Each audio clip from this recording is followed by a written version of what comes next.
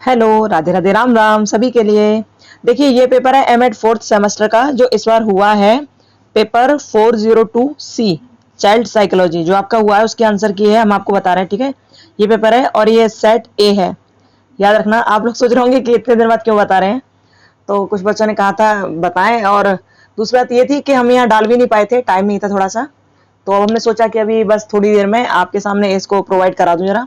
तो देख लीजिए, चाइल्ड साइकोलॉजी का पेपर 402 सी है, ये पेपर सेकंड आपको याद होगा इसके बारे में, और सीरीज ए है। आप अपना चेक कर सकते हैं कि आपके कितने क्वेश्चन सही हैं।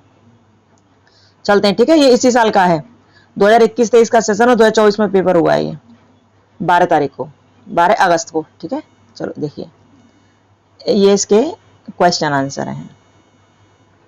पहला प्रश्न है, बाल विकास का कौन सा सिद्धांत संज्ञानात्मक विकास में सामाजिक संपर्क की भूमिका पर जोर देता है? तो कॉग्निटिव के बारे में पूछा जा रहा है, ठीक है। लेकिन कौन सा संज्ञानात्मक विकास में सामाजिक संपर्क की भूमिका बात की जा रही है, तो इसका आंसर होगा बी, बाइगोत्स्की। ठीक है, आंसर क्या लगाएंगे? बी लगाएंगे इसका, बाइगोत्स्की का सामाजिक सांस्कृतिक सिद्धांत। दूसरा, पियाजे के अनुसार किस अवस्था में बच्चे ठोस घटनाओं के बारे में तार्किक रूप से सोचना शुरू करते हैं? तो इसका आंसर होगा डी, ठोस परिचालन चरण। ठीक है, कॉन्क्रीट ऑपरेशनल स्टेज। थर्ड देखिए, निम्नलिखित में से कौन आधुनिक शिक्षा का प्रमुख घटक है? तो कौन सा है? इसमें आपको पता है क्रिटिकल थिंकिंग को ज्यादा जोर दिया जा रहा है ना। तो आंसर होगा critical thinking and problem solving, आधुनिक शिक्षा का प्रमुख घटक। चौथा देखिए, एरिक्सन के मनोसामाजिक सिद्धांत का प्राथमिक फोकस क्या है? क्योंकि ये मनोसामाजिक की बात होती है तो इमोशन में भी ज्यादा बात करते हैं। ठीक है, इमोशनल एंड सोशल डेवलपमेंट। पांचवा देखते हैं, पांचवा देखिए, शिक्षा का कौन सा दृष्टिकोण अनुभव और चिंतन के माध्यम से सीखने पर जोर देता है? तो ये क्या होगा? रचनावाद। ठीक है, कंस्ट्रक्टिसिज्म। समीपस्थ विकास क्षेत्र क्या होता है? यानी कि जोन ऑफ प्रॉक्सिमल डेवलपमेंट, ये कौन सा होता है? तो इसका आंसर लगाएंगे आप, कार्यों की वह श्रृंखला जो एक बच्चा मार्गदर्शन और समर्थन के साथ कर सकता है। Answer B. पियाजे के संज्ञानात्मक विकास के चरणों में सेंसरी मोटर चरण की उम्र कितनी है? तो 0 से 2 वर्ष तक है। ठीक है, यानी कि जन्म से 2 वर्ष तक। कौन सा शैक्षिक, सामाजिक, भावनात्मक और बौद्धिक विकास सहित संपूर्ण बच्चे के विकास की वकालत करता है? तो इसमें कौन करता है? इसका जो आंसर बताया गया है ना, वो ये बताया गया ए। अब देखते हैं वो लोग क्या मानते हैं। ठीक है, प्रगतिवाद बताया गया है। देखो, कौन सा शैक्षिक मॉडल प्रत्यक्ष निर्देश के माध्यम से विशिष्ट कौशल और ज्ञान सीखने पर केंद्रित है? तो फ्लिप्ड क्लासरूम। ठीक है, शिक्षा के संदर्भ में मचान, स्कैफोल्डिंग क्या है? आंसर इसका होगा बी, छात्रों को सीखने के लक्ष्यों को प्राप्त करने में मदद करने के लिए संरचित सहायता प्रदान करना। ठीक है, 11वां देखिए, किस विधि से एकल बच्चे का ज्ञान विस्तृत अवलोकन और विश्लेषण शामिल है? मतलब कौन सी विधि में शामिल है? तो आपको पता ही है केस स्टडी में ये सब चीज होती हैं। बाल विकास में अनुदैर्ध्य अध्ययन का प्राथमिक लक्ष्य क्या है? तो इसका जो प्राथमिक लक्ष्य है ना, अनुदैर्ध्य आप लॉन्गिट्यूडनल जानते हो, लंबे समय तक के लिए ये अध्ययन किया जाता है, लंबे समय तक के लिए करेंगे, है ना, ये याद रखना। और बच्चे का एक ही ग्रुप होगा। ठीक है, डिफरेंट ग्रुप नहीं होंगे, इसमें एक ग्रुप होगा, बहुत लंबे समय तक अध्ययन करते हैं उसी के कार्यों पर। आंसर सी लगेगा इसका। क्या लगेगा? आंसर सी लगेगा।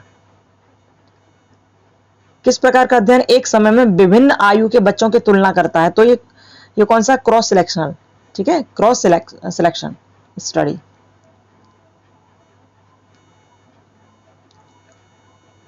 बाल अध्ययन में प्राकृतिक अवलोकन का उपयोग करने का मुख्य लाभ क्या है? प्राकृतिक अवलोकन का उपयोग करने का लाभ क्या है? तो आंसर इसका बी हो सकता है, वो लोग क्या मानेंगे पता नहीं।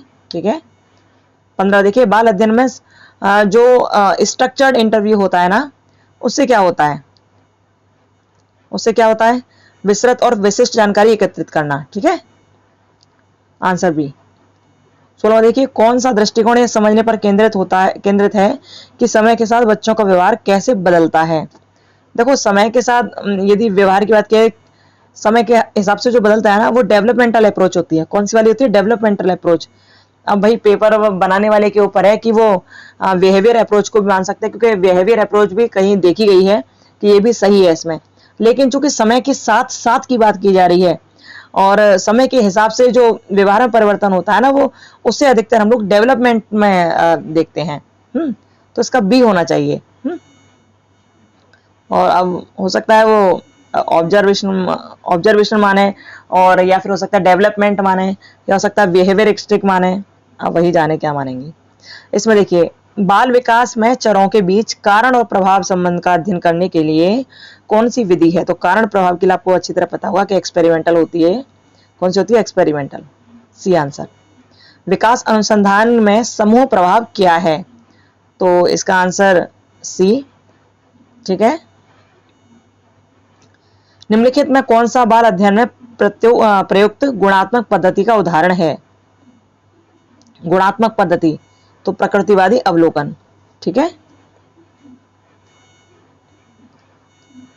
स्कूल मनोविज्ञान का प्राथमिक फोकस क्या है? स्कूल मनोविज्ञान की बात की जा रही है तो छात्रों के मानसिक स्वास्थ्य और सीखने की जरूरतों का समर्थन करना। C answer. कौन सी अवधारणा ब्रोफेन ब्रेनर के पारिस्थितिक सिस्टम सिद्धांत से संबंधित है? तो कौन सी है? माइको मेसो सिस्टम और एक्सो सिस्टम। ठीक है। माइको सिस्टम, मीसो सिस्टम और एक्सो सिस्टम। C answer. वृद्धि एवं विकास में निरंतरता का सिद्धांत क्या है? तो ये क्या है? ये एक सतत प्रक्रिया है। ठीक है। Continuous process development. कौन सा सिद्धांत कहता है कि विकास सिर से पैर तक होता है? तो कौन सा कहता है? सिफेलोकोडल। कौन सा कहता है? सिफेलोकोडल। Answer B. प्रॉक्सिमोडिस्टल, ये वाला सिद्धांत क्या कहता है? ये कहता है केंद्र से बाहर की ओर विकास हो रहा है। ठीक है। ठीक है, लगा दिया हम। केंद्र से बाहर की ओर, development from centre of the outward. Answer B लगाएंगे इसका। ठीक है। 25 देखिए, वृद्धि और विकास में व्यक्तिगत भिन्नता का सिद्धांत क्या दर्शाता है? कि यह दर्शाता है कि प्रत्येक व्यक्ति विशिष्ट रूप से विकसित होता है। Answer B. कौन सा सिद्धांत विकास के परिपक्वता के महत्व पर प्रकाश डालता है? तो ये डेवलपमेंट जो यूनिवर्सल होता है ना। आंसर ठीक है। Answer A. निम्नलिखित में से कौन सकल कौशल विकास का उदाहरण है? तो इसमें आपकी जो ग्रॉस मोटर स्किल है वो पूछा गया है, तो रनिंग होगा। Answer B. Fine motor skill क्या है? तो फाइन मोटर स्किल है छोटी मांसपेशियों की हलचल है। जैसे आप पेन से लिख रहे हो, है ना, पेन से लिख रहे हो या कोई कपड़ा बुन रहे हो, फाइन मोटर स्किल है। पियाजे के अनुसार बच्चे आमतौर पर किस उम्र में वस्तु स्थायित्व करना सीख जाते हैं? तो इसका आंसर होगा 6 महीने। ठीक है। तो 4 महीने से 7 महीने के बीच में बच्चे वस्तु स्थायित्व करना सीख जाते हैं। आंसर ए लगेगा इसका। एरिक्सन का स्वायत्तता बनाम शर्म और संदेह का चरण आमतौर पर तब होता है, कब होता है? इन्फेंसी स्टेज में। Answer A. देख रहे हो, स्वायत्तता बनाम शर्म भी आ गया इसमें, इतनी छोटी अवस्था में। आमतौर पर 6 से 8 महीने के शिशुओं में कौन सा भावनात्मक विकास मील का पत्थर देखा जाता है? तो ये क्या है? अजनबी चिंता। ठीक है। Stranger anxiety. सामाजिक विकास के किस चरण के दौरान बच्चे सहकारी खेल में संलग्न होना शुरू करते हैं? तो अर्ली चाइल्डहुड में। C answer. कौन सा सिद्धांतकार मनोसामाजिक विकास के चरणों में संबंधित है? इनसे संबंधित है मनोसामाजिक। तो आपको पता है एरिक एरिक्सन। ठीक है। Answer C. नैतिक विकास के किस चरण में सामाजिक मानदंडों और कानूनों को समझना और उनका पालन करना शामिल है? तो कौन से में शामिल है? तो ये होगा कन्वेंशनल। ठीक है। कन्वेंशनल। Answer B. पियाजे के ठोस परिचालन चरण का मुख्य फोकस क्या है? तो ठोस घटनाओं के बारे में तार्किक सोच। ठीक है। किस बच्चे में क्या लिखा? किस अवस्था में बच्चे आमतौर पर सरल वाक्यों का उपयोग करना शुरू करते हैं और अपनी शब्दावली का तेजी से विस्तार करते हैं? किसमें करते हैं? प्री ऑपरेशनल स्टेज में। आंसर होगा बी। फ्राइड के अनुसार मन का कौन सा भाग आनंद सिद्धांत के आधार पर संचालित होता है? तो कौन सा होता है? मतलब आनंद कौन ले रहा है? सहायता, यानी कि इड। ठीक है। बच्चे के सामाजिक विकास में कौन सा कारक अधिक प्रभावशाली होता है? तो माता पिता सबसे ज्यादा इंपॉर्टेंट है भाई, इन सब चीजों से पहले माता पिता। नैतिक विकास किस प्रकार के तर्क से अधिक निकटता से जुड़ा है? नैतिक विकास तो नैतिक और मूल्य आधारित, आंसर बी। कौन सी विशेषता आमतौर पर प्रासंगिक किशोरावस्था चरण से जुड़ी नहीं है? ठीक है, तो इसमें लिखा है सहकर्मी संबंधों का महत्व कम होना। भैया इसमें तो महत्व ज्यादा होता है, दोस्तों के साथ बच्चे घूमते ही रहते हैं, है ना। आंसर क्या होगा? सी।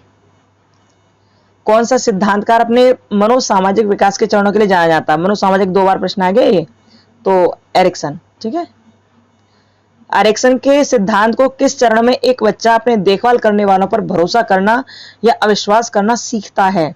तो ट्रस्ट वर्सेस मिसट्रस्ट। ठीक है,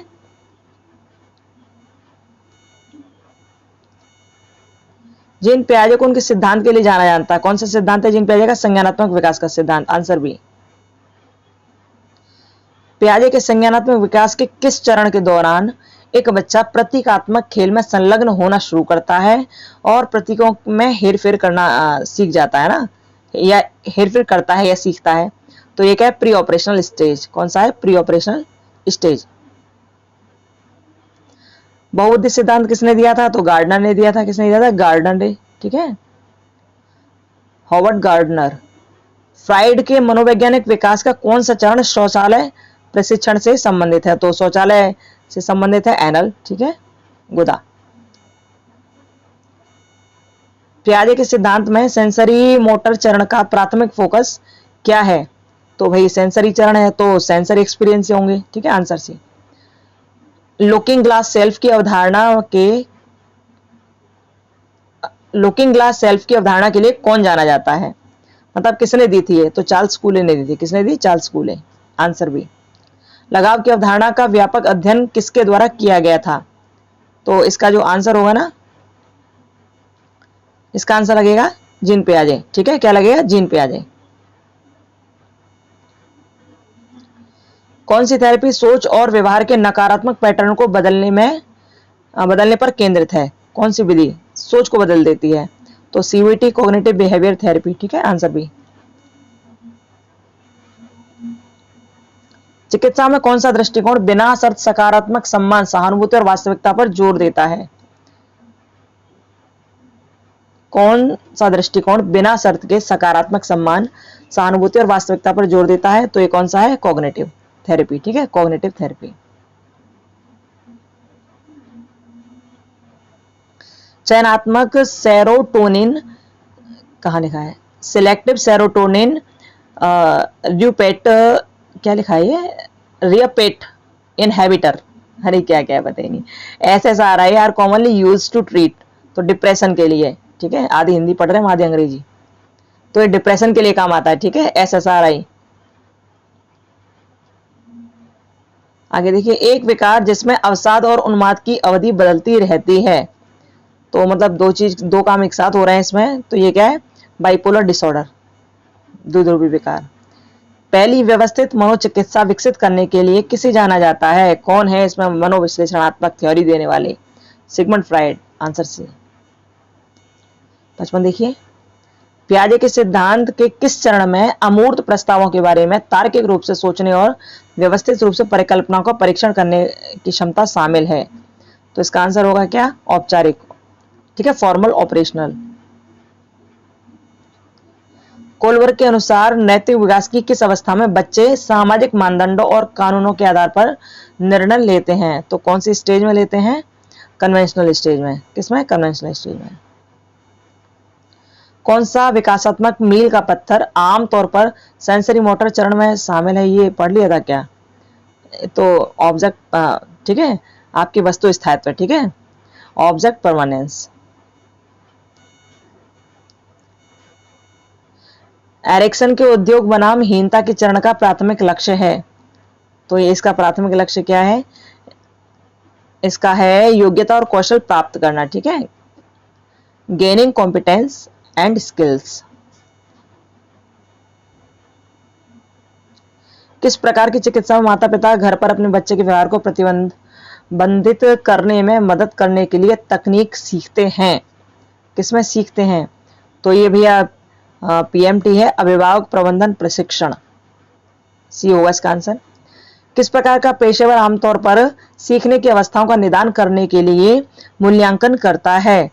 तो आंसर इसका बी, ठीक है, क्लिनिकल साइकोलॉजिस्ट। शैक्षिक मार्गदर्शन का प्राथमिक उद्देश्य क्या है? तो प्राथमिक उद्देश्य है उचित शैक्षिक विकल्प चुनने में छात्रों की सहायता करना, ठीक है, आंसर लगेगा बी। 62 देखिए, निम्नलिखित में से कौन सा मार्गदर्शन का प्रमुख क्षेत्र नहीं है? तो कौन सा नहीं है? मनोरंजक नहीं है। कैरियर परामर्श किस प्रकार के मार्गदर्शन के अंतर्गत आता है? तो वोकेशनल, ठीक है। कौन सी एजेंसी आमतौर पर स्कूलों में मार्गदर्शन सेवा प्रदान करती है? कौन प्रदान करती है? तो काउंसलिंग सेंटर होगा, लेकिन कहीं कहीं ट्रेवल एजेंसी पढ़ा हुआ है ये, ठीक है। सी होगा, लेकिन कहीं कहीं ट्रेवल एजेंसी पढ़ा हुआ है, भगवान जाने क्या करते हैं। व्यक्तिगत मार्गदर्शन में, अच्छा एक बात आपको बता दूं, आपको किसी प्रश्न का उत्तर गलत लगता है तो आप कमेंट बॉक्स में कमेंट कीजिएगा और बताइएगा कि सही क्या है आपकी नज़र में वो, ठीक है। हम आपको वो आंसर बता रहे हैं जो हमको सही लगे हैं और चेक किए गए हैं, वो आंसर हम आपको बता रहे हैं। तो आपको कोई गलत लगता है तो आप कमेंट बॉक्स में कमेंट कर दीजिएगा, उसको या तो दोबारा देख लिया जाएगा या फिर अब तो फिर रिजल्ट आ ही जाएगा आपका कुछ दिन बाद ही, है ना। यहाँ देखिए, व्यक्तिगत मार्गदर्शन में आमतौर पर किस तकनीक का प्रयोग किया जाता है? तो समूह परामर्श का, ठीक है।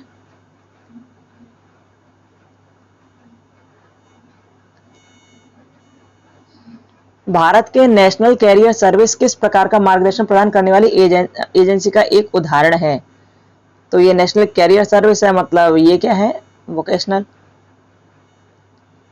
ठीक है। निम्नलिखित में से कौन सी तकनीक शैक्षिक मार्गदर्शन में प्रयोग की जाती है? तो आपका इंटरेस्ट होना बहुत जरूरी है ये, ठीक है। वह मार्गदर्शन जो व्यक्तियों को जीवन विकल्पों और भावनात्मक विनिमय में मदद करता है, उसे क्या कहा जाता है? वो कौन सा होता है? आपका पर्सनल गाइडेंस, ठीक है। आंसर सी लगेगा इसमें, पर्सनल गाइडेंस यानी व्यक्तिगत मार्गदर्शन। निम्नलिखित में से कौन सी आमतौर पर व्यावसायिक मार्गदर्शन एजेंसियों द्वारा प्रदान की जाने वाली सेवा नहीं है? जो व्यावसायिक मार्गदर्शन एजेंसियों द्वारा प्रदान नहीं की जाती वो कौन सी सेवा है इसमें?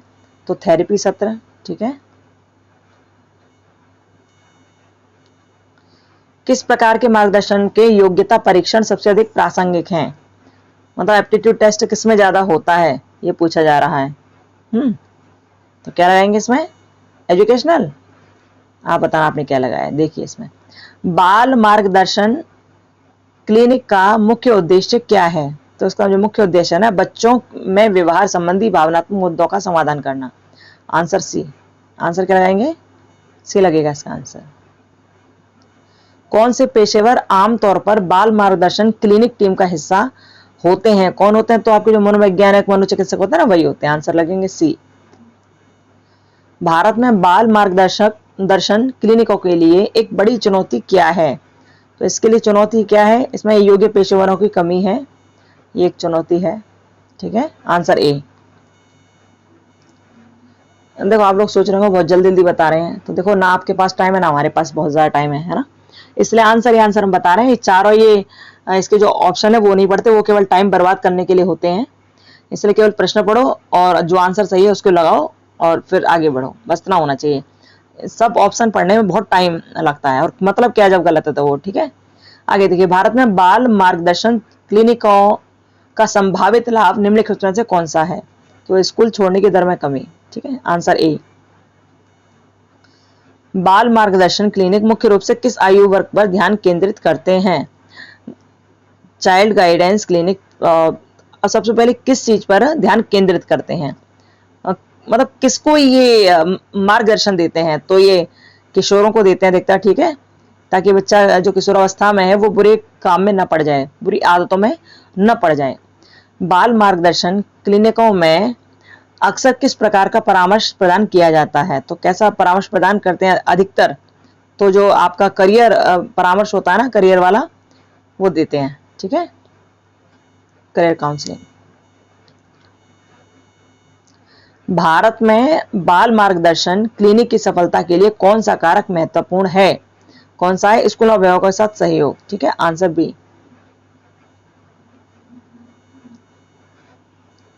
कौन सी सरकारी पहल भारत में अधिक बाल मार्गदर्शन क्लिनिकों की स्थापना का समर्थन कर सकती है? कौन कर सकती है इसमें? तो देखो, इसका आइडिया बहुत अच्छा नहीं है, ठीक है, क्योंकि स्वच्छ भारत मिशन के थ्रू भी ये चलाया गया था और इसके द्वारा भी चलाया गया था, ठीक है। तो आंसर इसका सी लगा रहे हैं, आंसर ए भी हो सकता है। ठीक है। ग्रामीण भारत में बाल मार्गदर्शन क्लिनिकों की एक संभावित सीमा क्या है? ग्रामीण भारत की बात की जा रही है ना, तो यह प्रशिक्षित कर्मियों की कमी, संभावित सीमा पूछी जा रही है ना, प्रशिक्षित कर्मियों की कमी, सी आंसर।